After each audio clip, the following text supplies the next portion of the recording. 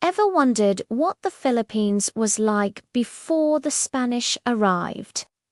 Most people think of scattered small tribes, but that's not the whole story. The islands were actually home to sophisticated kingdoms, bustling trade ports, and powerful rulers. Today, we're diving deep into the forgotten history of the kings and kingdoms of the Philippines. Get ready to have your mind blown. Let's start our journey in the north, in what we now call Luzon. One of the most prominent states here was the Kingdom of Tondo.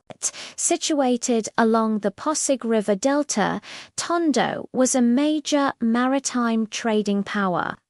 Its rulers, who held the title of Lakan, controlled trade routes that connected the Philippines to China, Japan, and the rest of Southeast Asia. Imagine a bustling harbor filled with ships from all over the world, exchanging goods like silk, porcelain, and spices. The famous Laguna copperplate inscription, the earliest known written document found in the Philippines, actually mentions the Kingdom of Tondo and its ruler clearing a debt for a person named Namat. This artifact, dating back to 900 AD, proves that Tondo was a highly organized society with a complex legal and social system. The Lakan wasn't just a tribal chief. He was a monarch presiding over a thriving economic and political center. Just across the river from Tondo was another powerful entity, the Roganate of Manila.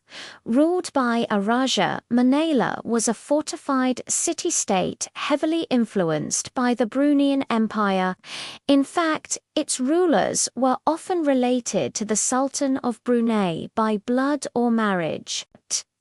When the Spanish first arrived in the 16th century, they weren't met by simple villagers. They were met by Raja Suleiman, a fierce and strategic leader who commanded a well-armed force.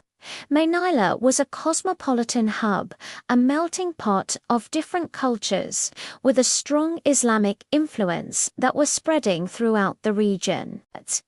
The battle between Raja Suleiman's forces and the Spanish conquistadors, led by Miguel López de Legazpi, was a pivotal moment in Philippine history, marking the beginning of a new colonial era for this once independent kingdom. Moving south to the Visayas, we find another fascinating and somewhat mysterious kingdom. The Roganate of Cebu.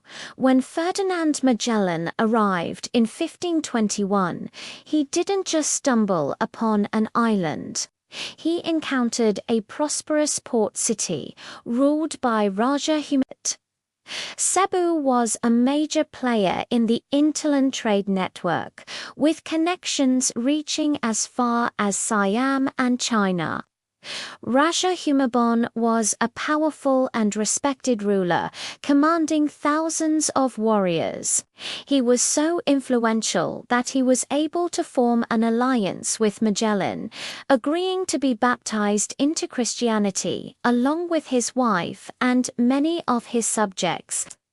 This alliance, however, led to the fateful Battle of Mactan. Magellan, trying to assert his new ally's authority, went to subdue a rival chieftain named Lapu-Lapu on the nearby island of Mactan. Lapu-Lapu, a formidable warrior and leader in his own right, refused to bow to foreign influence. The result was a stunning victory for the Mactan warriors and the death of Magellan. Lapu-Lapu is now celebrated as one of the first Filipino heroes for resisting foreign invasion. The Visayas was also home to a legendary confederation known as Ketetuan of Madias in Panay. According to local epics and oral traditions, Madias was founded by 10 datus, or chieftains, who fled from the collapsing Srivijayan Empire in Borneo. They purchased the lowlands of Panay from the native Ati people and established their own settlements.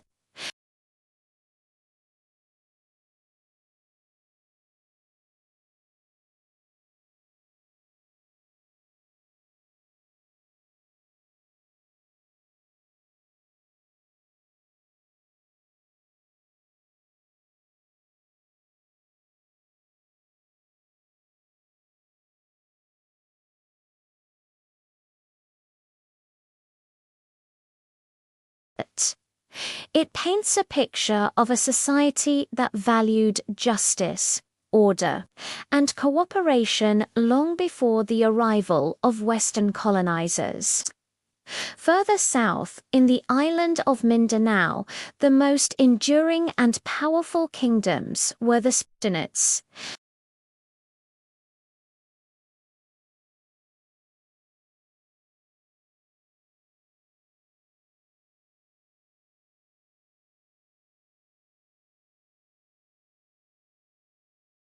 The people of Sulu, known as the Tausig, were expert sailors, fierce warriors, and shrewd traders. They controlled the vital trade routes for pearls, sea cucumbers, and other valuable marine products. The Sultan of Sulu commanded a powerful navy, known as the Lords of the Southern Seas, which for centuries resisted Spanish attempts at colonization. Their capital, Alo, was a vibrant, fortified city that impressed European visitors with its wealth and military strength. The Sultanate of Sulu had its own sophisticated legal system based on Islamic law and a rich cultural heritage that continues to thrive to this day. Another major power in Mindanao was the Sultanate of Maguindanao, centered around the fertile Cotabato Basin. This sultanate became a dominant force under the leadership of the legendary Sultan Kudarat in the 17th century.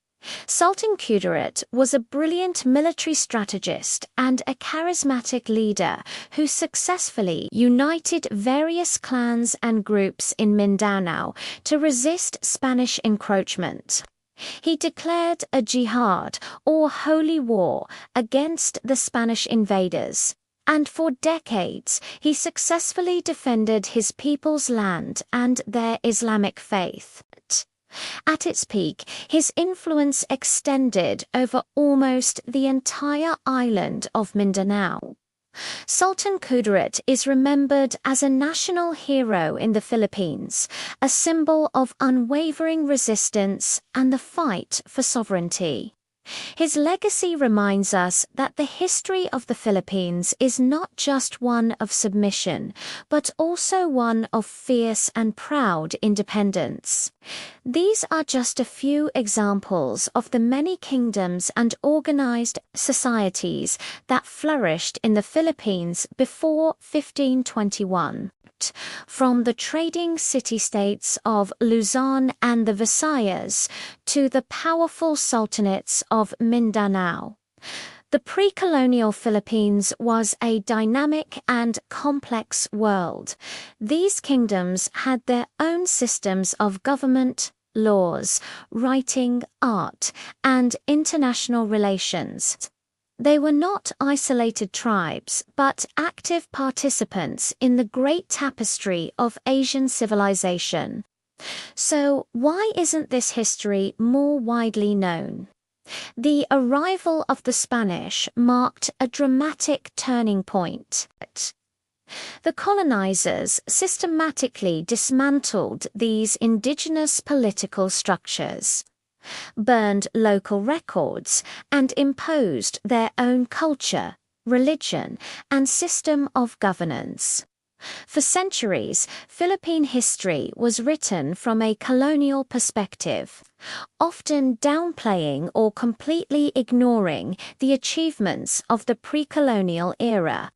The stories of the Lacons, Rajas, and Sultans were pushed to the margins, replaced by a narrative that began with the discovery of the islands by Europeans.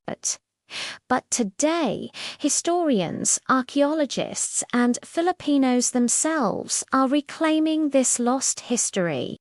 Through new research, the study of ancient artifacts, and the preservation of oral traditions, we are piecing together a more complete and accurate picture of the Philippine past.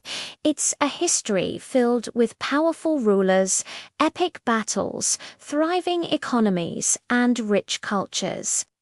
It's a heritage that shows a deep-rooted tradition of governance and sovereignty. Understanding this pre-colonial history is crucial. It changes how we see the Philippines and the Filipino people. It shows that the capacity for self-rule, for building complex societies, and for engaging with the world is not something that was imported from the West.